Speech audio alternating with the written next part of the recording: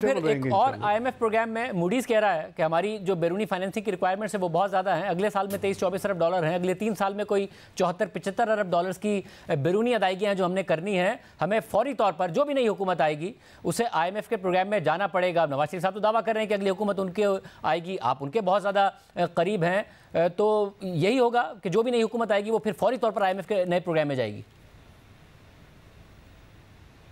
74-75 billion तो नहीं है ड्यू शाहजेब साहब अगले साल में, अगले 3 सालों में। अगले साल में 23 से 24 अरब डॉलर, अगले 3 सालों में 74 से 75 अरब डॉलर। अच्छा 3 सालों में अच्छा 3 सालों में वो देखें, ये एक फ्लो है, ये एक प्रोसेस है, हर गवर्नमेंट करती है। अगर आपको 17-18 आप अगर याद करेंगे तो उसमें भी 35 बिलियन के जो है पेमेंट्स और डिसबर्समेंट हुई थी, तो फैसिलिटीज़ अरेंज हुई थी।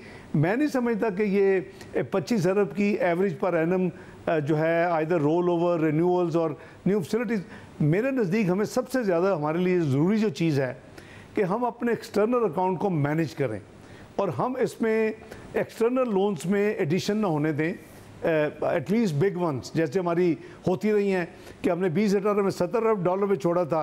अभी जब वापस आए 5 साल के बाद तो वो 100 बिलियन पब्लिक डेट है और लाइबिलिटीज़ डाल दे तो 129 बिलियन डॉलर थे। तो ये जो सिचुएशन है इसको अवॉइड करना चाहिए, जिसको मैं हमेशा लफ्ज़ देता हूँ फिजिकल डिसिप्लिन का, और वो मैं 2013 से 17 तक भी उसी को फॉलो किया और मैं अब भी एक 8-9 महीने जो गुजरे हैं पिछले, मैं उसी को फॉलो कर रहा हूँ।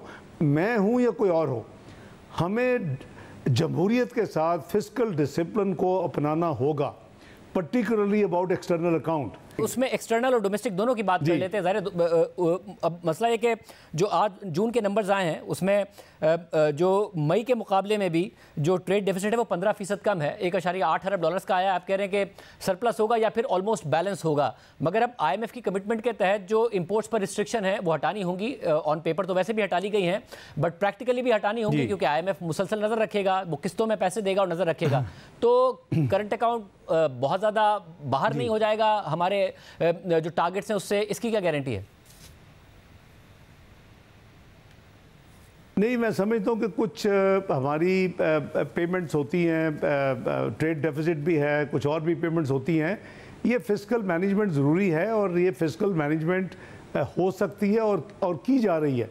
एटलीस्ट जब से मैंने जिम्मेदारी संभाली है, tight physical management particularly with respect to external account, वो उसको फॉलो किया जा रहा है। इंपोर्ट रिस्ट्रिक्शन हमने जो लिफ्ट की हैं वो इंशाअल्लाह जहाँ तक इंडस्ट्री या ट्रेड का ताल्लुक है वो उसी तरह फ्री है और कुछ अब रिस्ट्रिक्शन इम्पोज नहीं है।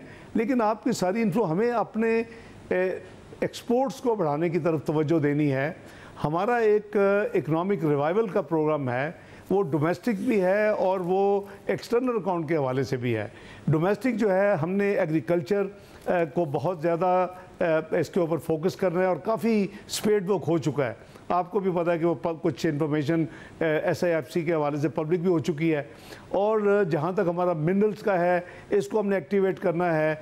आने वाली गवर्नमेंट जिसकी भी हो, हमने उसका वेट नहीं करना। मेरी कोशिश होगी कि हम सॉवरेन वेल्थ फंड क्रिएट कर दें, ताकि ये जो एक यानी कंट्री की इंसॉल्वेंसी की बात शुरू हो गई थी और नहीं होनी चाहिए थी, लिक्विडिटी क्रंच था, ये बात सही है यानी करंट लेवल पे, लेकिन ये नहीं है कि खुदा ना खास्ता पाकिस्तान सॉल्वेंट नहीं है। मैनी फोल्ड 100 अगर 29 बिलियन के एक्सटर्नल डेट एंड लायबिलिटीज़ हैं तो 3000 अरब मिनिमम आपके अल्लाह के फल से आपके पास मिनरल्स और आपके पास रिसोर्सेज मौजूद हैं।